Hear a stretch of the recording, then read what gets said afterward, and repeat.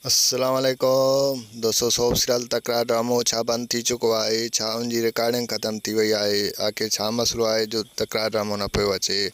इन तफ़सीलात ॼाणण लाइ जेकॾहिं असांजे चैनल ते नवां आहियो त महिरबानी करे असांजे चैनल के सब्सक्राइब करे छॾींदा, जीअं हर ईंदा नई ख़बर जल्द खां जल्द अवां ॿाहिरनि ताईं मुहैया थी सघे। दोस्तों हाणे हलूं था ड्रामे जी तफ़सीलात जी तरफ़। तव्हांखे ॿुधाईंदा हलूं त जेको आहे सोप सीरियल तकरार ड्रामो सिंध टीवी तां ख़त्म थी चुको आहे। जी हाँ दोस्तों, तव्हांखे ॿुधाईंदा हलूं त सोप सीरियल तकरार ड्रामो बि ख़त्म थी चुको आहे।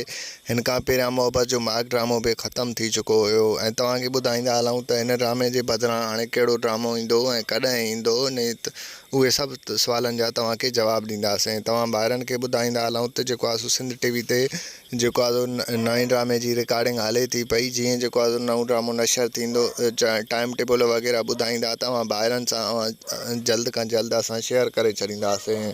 जी हाँ दोस्तों, तव्हांखे ॿुधाईंदा हलूं त इन तकरार जे बदिरां जेको नओं ड्रामो अचण वारो आहे उन जो टाइम टेबल वग़ैरह शेड्यूल जीअं बि जेको आहे सिंध टीवी वारा इंफॉर्म कंदा, तव्हां ॿाहिरनि खे असां शेयर करे छॾींदासीं।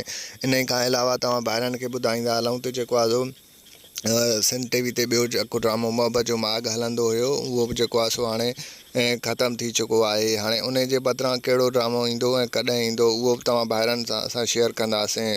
तव्हां ॿाहिरनि खे ॿुधाईंदा हलूं त मोहबत जे माग जे बदिरां बि हिकु नओं ड्रामो ईंदो। जी हाँ दोस्तों, तव्हांखे ॿुधाईंदा हलूं त सिंध टीवी ते हिकु तमामु बहितरीनु ड्रामो अचण वारो आहे जेको तकरार खां बि बहितरु हूंदो।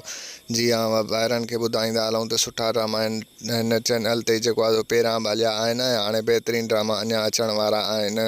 सिंध टीवी इंशाअल्लाह जेको आहे सिंध जो तमामु बहितरीनु जेको आहे चैनल आहे ऐं तमामु बहितरीनु शोहरत माणींदो। दोस्तों, अव्हांखे मुंहिंजो रिपोर्ट कीअं लॻो कमेंट में पंहिंजो राय ॾींदा। वठंदासीं इजाज़त, मिलंदासीं नई वीडियो में। तेसिताईं ॾींदा इजाज़त। अल्लाह हाफ़िज़।